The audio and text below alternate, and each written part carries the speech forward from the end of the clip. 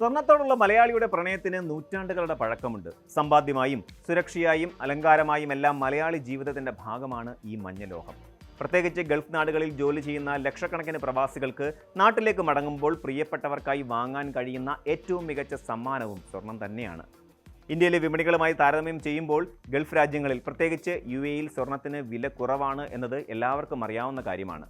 എന്നാൽ നാട്ടിലേക്ക് സ്വർണം കൊണ്ടുപോകുമ്പോൾ അത് സ്വർണ്ണ നാണയങ്ങളായാണോ അതോ ആഭരണങ്ങളായാണോ വാങ്ങേണ്ടത്? ഏതാണ് കൂടുതൽ ലാഭകരം?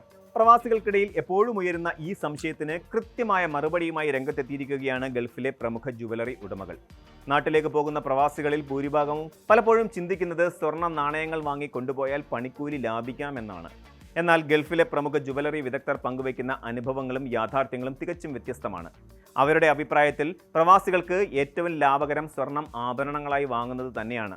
ഇതിന് പിന്നിൽ ശക്തമായ ചില കാരണങ്ങളുണ്ട്. വിദേശത്തു നിന്നും വാങ്ങുന്ന സ്വർണ്ണ നാണയങ്ങൾ അല്ലെങ്കിൽ സ്വർണ്ണക്കട്ടികൾ നാട്ടിലെത്തിച്ച് പിന്നീട് ആവശ്യാനുസരണം ആഭരണങ്ങളാക്കി മാറ്റാൻ ശ്രമിക്കുമ്പോൾ വലിയ രീതിയിലുള്ള പണിക്കൂലിയും മറ്റും കേരളത്തിലെ ജുവലറികളിൽ നൽകേണ്ടി വരുന്നുണ്ട്.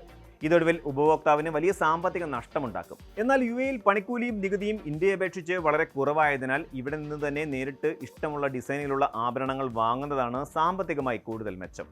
ഇന്ത്യൻ കസ്റ്റംസ് നിയമങ്ങൾ വളരെ കർശനമായി നിരീക്ഷിക്കുന്ന ഒന്നാണ് സ്വർണത്തിന്റെ ഇറക്കുമതി. ഇവിടെയാണ് സ്വർണ്ണ നാണയങ്ങളും ആഭരണങ്ങളും തമ്മിലുള്ള പ്രധാന വ്യത്യാസം വരുന്നത്.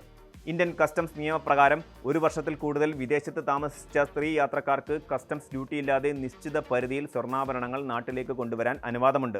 കേന്ദ്ര ബജറ്റിലെ പരിഷ്കാരങ്ങൾ പ്രകാരം നിലവിൽ സ്ത്രീകൾക്ക് കസ്റ്റംസ് ഡ്യൂട്ടി ഇല്ലാതെ 40 ഗ്രാം വരെയുള്ള സ്വർണ്ണാഭരണങ്ങൾ നാട്ടിലേക്ക് കൊണ്ടുപോകാം. പുരുഷന്മാർക്ക് ഇത് 20 ഗ്രാം വരെയാണ് അനുവദിച്ചിട്ടുള്ളത്. ഈ പരിധിക്ക് മുകളിലുള്ള സ്വർണത്തിന് കൃത്യമായ നികുതി നൽകേണ്ടി വരുമെന്നതിനാൽ യാത്രയ്ക്ക് മുമ്പ് ആവശ്യമായ രേഖകളും കസ്റ്റംസ് അലവൻസുകളും പരിശോധിച്ച് ഉറപ്പുവരുത്തേണ്ടത് അത്യാവശ്യമാണ്. എന്നാൽ ഈ ഡ്യൂട്ടി ഫ്രീ ആനുകൂല്യം സ്വർണ്ണ നാണയങ്ങൾക്കോ സ്വർണ്ണക്കട്ടികൾക്കോ ബാധകമല്ല. സ്വർണ്ണ നാണയങ്ങളോ ബിസ്ക്കറ്റുകളോ ആണ് കൊണ്ടുവരുന്നതെങ്കിൽ അത് എത്ര ചെറിയ അളവാണെങ്കിലും കസ്റ്റംസ് ഡ്യൂട്ടി നൽകേണ്ടി വരും. നിയമപരമായ ഈ സങ്കീർണതകൾ ഒഴിവാക്കാനും ഡ്യൂട്ടി ഫ്രീ ആനുകൂല്യം പരമാവധി പ്രയോജനപ്പെടുത്താനും എപ്പോഴും ആഭരണങ്ങൾ തന്നെയാണ് പ്രവാസികൾക്ക് ഏറ്റവും സുരക്ഷിതവും അതുപോലെ ലാഭകരവുമായ മാർഗം.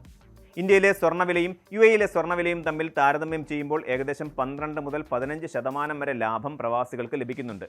ഈ വലിയ വില വ്യത്യാസത്തിന് പിന്നിലെ പ്രധാന കാരണം ഇന്ത്യയിലെ ഉയർന്ന ഇറക്കുമതി തീരുവയും പ്രാദേശിക നികുതികളുമാണ്. ഇന്ത്യയിൽ സ്വർണം ഇറക്കുമതി ചെയ്യുമ്പോൾ വലിയൊരു തുക നികുതി ഇനത്തിൽ സർക്കാർ ഈടാക്കുന്നുണ്ട്.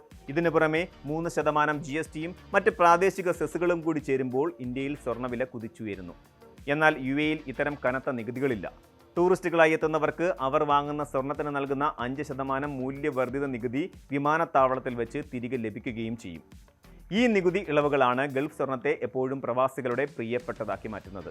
വെറുമൊരു നിക്ഷേപം എന്ന നിലയിൽ മാത്രം സ്വർണം വാങ്ങാൻ ആഗ്രഹിക്കുന്നവർക്ക് മാത്രമാണ് സ്വർണം നാണയങ്ങളോ ബാറുകളോ അനുയോജ്യമാകുന്നത്. അവർക്ക് പണിക്കൂലിയില്ലാതെ സ്വർണം സൂക്ഷിക്കാൻ ഇത് സഹായിക്കും.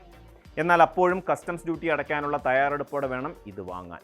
അല്ലാത്ത പക്ഷം വിമാനത്താവളങ്ങളിൽ വലിയ തുക പിഴയായി നൽകേണ്ടി വരും.